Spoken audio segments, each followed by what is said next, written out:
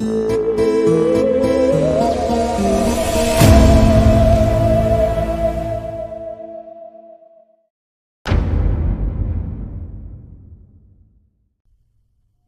के आसपास एक अजीब और डरावना माहौल था।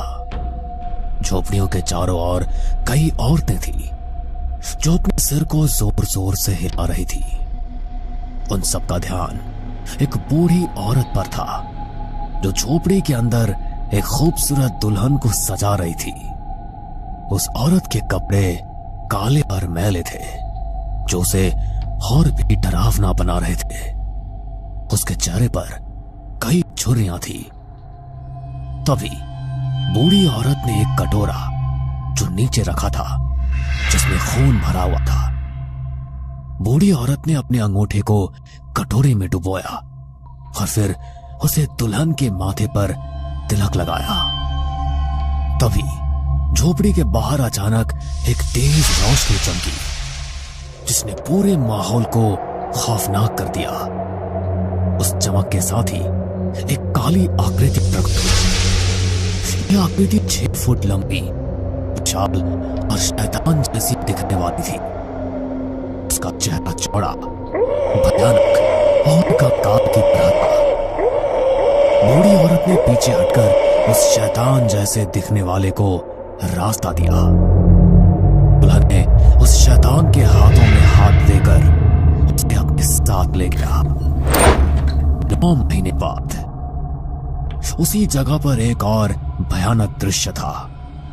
झोपड़ी के अंदर से एक औरत अपने बच्चे को जन्म देने वाली थी।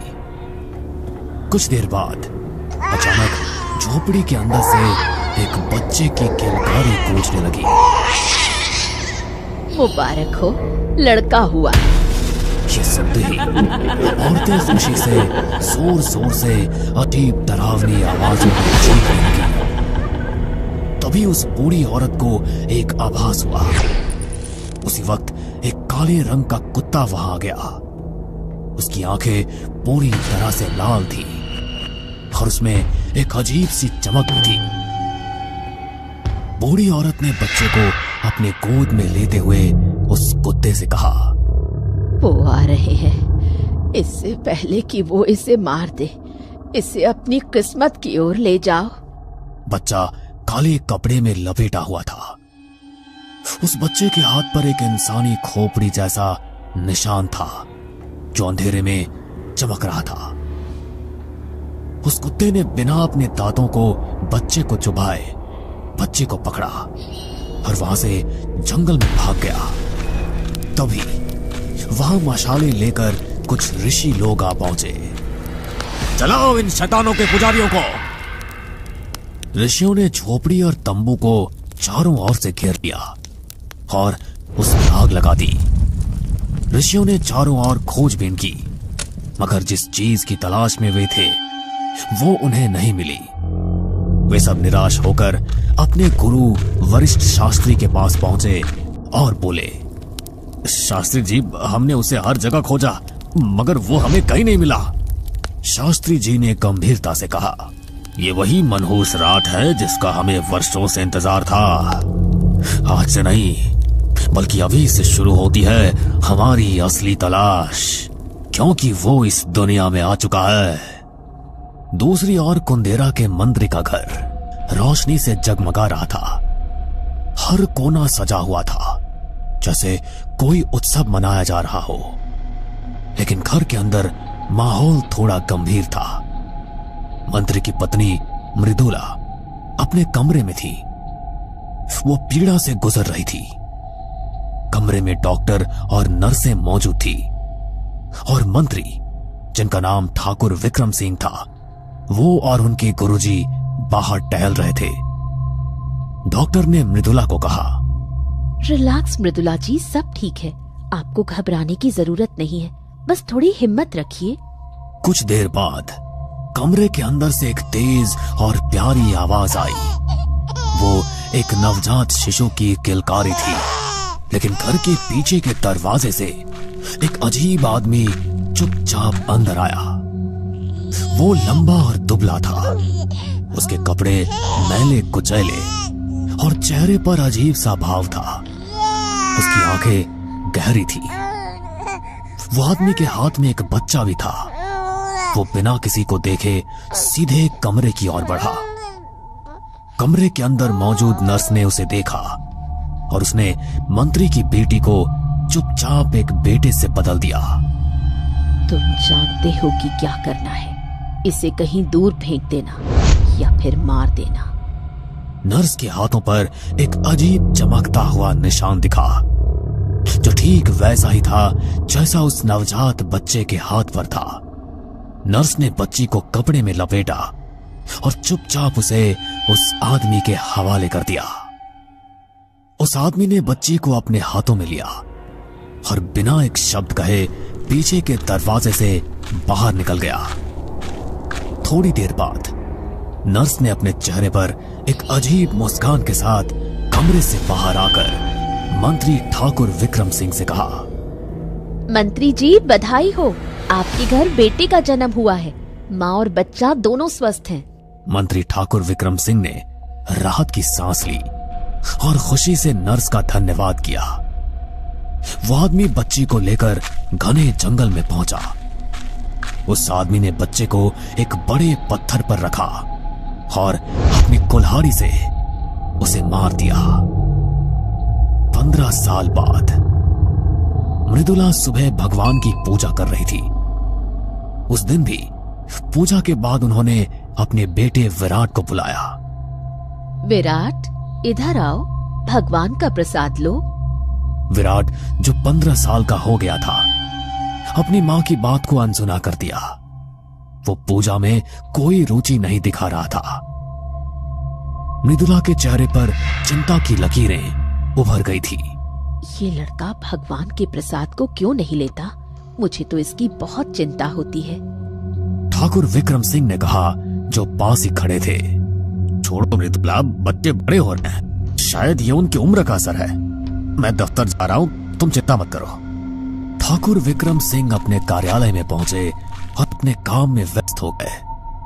कुछ देर बाद उनके सहायक ने अंदर आकर कहा, मंत्री जी, बाहर एक साधु आपसे मिलने आए हैं। वो कह रहे हैं कि आपसे मिलना बहुत जरूरी है। ठाकुर विक्रम सिंह ने सहायक को साधु को अंदर लाने के लिए कहा। कुछ ही पल में एक लंबा, जिसने लाल रंग के कपड़े पहने थे, तेज नजरों वाला साधु कमरे में दाखिल हुआ। साधु ने ठाकुर विक्रम सिंह को देखते ही कहा, मंत्री जी, मैं आपको एक बहुत जरूरी बात बताने आया हूं। ये बात आपके बेटे विराट से जुड़ी है। आपके बेटे के हाथ पर यह पवित्र धागा बांधना अत्यंत आवश्यक है। यह धागा एक बड़े संकट से आपको बचा सकता है। कसम है आपको आपकी कुलदेवी की, आपकी एक छोटी सी समझदारी कई वर्षों की षड्यंत्र को रोक सकती है। ठाकुर विक्रम सिंह गंभीरता से कहा, षड्यंत्र? ये आप क्या कह रहे हैं? मेरे बेटे के साथ ऐसा क्या हो सकता है? देखिए, 15 साल पहले जो कुछ भी हुआ था वो आपके बेटे के भाग्य को बदलने के लिए किया गया था। वो षड्यंत्र अब अपने अंजाम तक पहुंच गया है। अगर आपने ये धागा नहीं बांधा तो परिणाम भयानक हो सकते हैं। और धागा ठाकुर विक्रम सिंह को देते हुए वहां से चला गया। उस रात करीब 11 बजे का समय था। घर में सब सो चुके थे। ठाकुर विक्रम सिंह थकान के बावजूद साधु की चेतावनी को नजरअंदाज नहीं कर पा रहे थे। उनका मन बार बार वही बात दोहरा रहा था। ठाकुर विक्रम सिंह ने चुपचाप विराट के कमरे की ओर कदम बढ़ाए। कमरे में हल्का अंधेरा था। विराट गहरी नींद में सो रहा था। क्या सच में मेरे बेटे के साथ कुछ गलत हो सकता है? ठाकुर विक्रम सिंह ने खुद से पूछा। ठाकुर विक्रम सिंह ने धीरे धीरे विराट की कलाई उठाई और उस पर साधु द्वारा दिया गया धागा बांधने लगे। जैसे ही धागा कलाई पर कसकर बांधा, अचानक एक अजीब सी चमक फैल गई। ठाकुर विक्रम सिंह ने देखा कि धागा गर्म होकर जल गया। इससे पहले कि वो कुछ समझ पाते, विराट की नींद टूट गई। वो चौंक कर उठ बैठा। बाबा, आप यहाँ इतनी रात को? विराट ने अपनी कलाई की ओर देखा और उसकी आंखें चौड़ी हो गई। ये कैसे हुआ? मेरी कलाई कैसे जल गई? ठाकुर विक्रम सिंह ने घबराते हुए पूछा। बेटा, क्या तुम्हें दर्द हो रहा है? विराट ने अपनी कलाई को छूते हुए कहा। नहीं बाबा। ठाकुर विक्रम सिंह ने उसे शांत करते हुए कहा, बेटा तुम चिंता मत करो, सब ठीक है, तुम सो जाओ। विराट दोबारा सो गया, लेकिन ठाकुर विक्रम सिंह का मन अशांत था। वो कमरे से बाहर जाने के लिए मुड़ गया, लेकिन जैसे ही उसने विराट के बिस्तर की ओर देखा, उसकी सांसें थम गई। ठाकुर विक्रम सिंह ने देखा कि विराट के बिस्तर के पीछे की दीवार पर एक बड़ी परछाई दिखाई दे रही थी। उसके दोनों हाथ खुले हुए थे, मानो किसी को पकड़ने के लिए तैयार हो। ठाकुर विक्रम सिंह का शरीर ठंडा पड़ गया और उसके पैर कांपने लगे। ये क्या हो सकता है? उसने खुद से पूछा। डर के मारे वो तुरंत कमरे से बाहर भागा और अपनी पत्नी मृदुला को जगाया। मृदुला जल्दी चलो, विराट के कमरे में कुछ है, तो कोई साया है। मृदुला घबराई हुई ठाकुर विक्रम सिंह के साथ विराट के कमरे में गई। उसने कमरे का कोना कोना देखा, लेकिन वहां कुछ भी नहीं था। विराट गहरी नींद में सो रहा था और कमरे में शांति थी। मृदुला ने ठाकुर विक्रम सिंह से कहा, यहाँ तो कुछ भी नहीं है, आप बेवजह परेशान हो रहे हैं, शायद आप बहुत थक गए हैं। ठाकुर विक्रम सिंह ने इशारा करते हुए कहा, नहीं मृदुला, मैंने अपनी आंखों से देखा था। विराट के बिस्तर के पीछे की दीवार पर एक साया था, उसके दोनों हाथ फैले हुए थे। मृदुला ने दीवार की ओर देखा और फिर कहा, विक्रम जी, वहाँ कुछ भी नहीं है, ये आपकी थकान का असर हो सकता है, आप बहुत काम कर रहे हैं, चलिए अब आराम कीजिए। मृदुला ने ठाकुर विक्रम सिंह को समझाकर कमरे से बाहर ले जाने की कोशिश की, लेकिन ठाकुर विक्रम सिंह का मन शांत नहीं हो रहा था। वो बार बार दीवार की ओर देख रहा था। क्या मैंने सच में जो कुछ देखा था वो बस मेरी आंखों का धोखा था? ठाकुर विक्रम सिंह ने सोचा। उस रात ठाकुर विक्रम सिंह को नींद आ गई। उसका मन बार बार उसी साए के बारे में सोचता रहा। क्या ये साधु के दिए धागे का असर है, या विराट के साथ कुछ बड़ा खतरा जुड़ा हुआ है? अगले दिन जब मंत्री ठाकुर विक्रम सिंह अपने कार्यालय में काम कर रहे थे, तो वही साधु फिर से उनके पास आया। साधु ने गंभीर स्वर में पूछा, मंत्री जी, क्या आपने अपने बेटे के हाथ पर वो धागा बांध दिया था? ठाकुर विक्रम सिंह ने नाराजगी से जवाब दिया, देखिए, अब आप मेरे बेटे से दूर रहिए। साधु ने शांति से कहा, देखिए मंत्री जी, मैं आपके बेटे का भला चाहता हूं। ये धागा आपके बेटे की सुरक्षा के लिए था। अगर आप मेरी बात नहीं मानेंगे तो आपके परिवार पर संकट आ सकता है। ठाकुर विक्रम सिंह ने गुस्से में कहा, आप अपनी बातों से मुझे डराने की कोशिश मत कीजिए। मैं अपने परिवार की सुरक्षा कर सकता हूं। कृपया आप यहां से चले जाइए। हाँ, ठीक है मंत्री जी, मैं आपके बेटे के बारे में अब कुछ भी नहीं कहूंगा, लेकिन अगर आप अपने परिवार को किसी अनहोनी से बचाना चाहते हैं तो आपको मेरे साथ चलना होगा। ठाकुर विक्रम सिंह ने हैरानी से पूछा, आप मुझे कहां ले जाना चाहते हैं? मुझे आपको अपने गुरु वरिष्ठ शास्त्री जी के पास ले जाना है। वही ही आपको इस संकट का समाधान बता सकते हैं। ठाकुर विक्रम सिंह ने गुस्से में कहा, मैं कहीं नहीं जाऊंगा। आप लोग केवल डराने और भ्रमित करने के लिए ऐसी बातें करते हैं। मेरे बेटे और मेरे परिवार को आपके उपायों की कोई जरूरत नहीं है। साधु ने गंभीरता से कहा, मंत्री जी, ये आपका निर्णय है, लेकिन याद रखिए, यदि आप मेरी बात नहीं मानेंगे तो जो होगा उसकी जिम्मेदारी आपकी होगी। मैं सिर्फ आपको सावधान करने आया था। ठाकुर विक्रम सिंह ने कहा, ठीक है, मैं आपके साथ चलता हूं। साधु और मंत्री ठाकुर विक्रम सिंह वरिष्ठ शास्त्री जी के मंदिर पहुंचे। शास्त्री जी ने ठाकुर विक्रम सिंह को देखकर कहा, आ गए आप मंत्री जी, अब समय आ गया है कि आप सच्चाई जाने। ठाकुर विक्रम सिंह ने चिंतित स्वर में पूछा, कहिए आप मुझसे क्या कहना चाहते हैं? वरिष्ठ शास्त्री जी ने गंभीरता से कहा, जो मैं बताने वाला हूं उसे सुनने की हिम्मत रखनी होगी। यदि आप तैयार हैं तो मेरे साथ चलिए। वरिष्ठ शास्त्री जी ठाकुर विक्रम सिंह को मंदिर के अंदर एक गुफा की ओर ले गए। गुफा का वातावरण रहस्यमय था। दीवारों पर प्राचीन चित्र बने हुए थे। गुफा के बीच में एक बड़ी पुस्तक रखी हुई थी। शास्त्री जी ने पुस्तक की ओर इशारा करते हुए कहा, यह हमारे पूर्वजों की आखिरी निशानी है। इसमें भविष्य में आने वाले हर संकट का वर्णन विस्तार से किया गया है।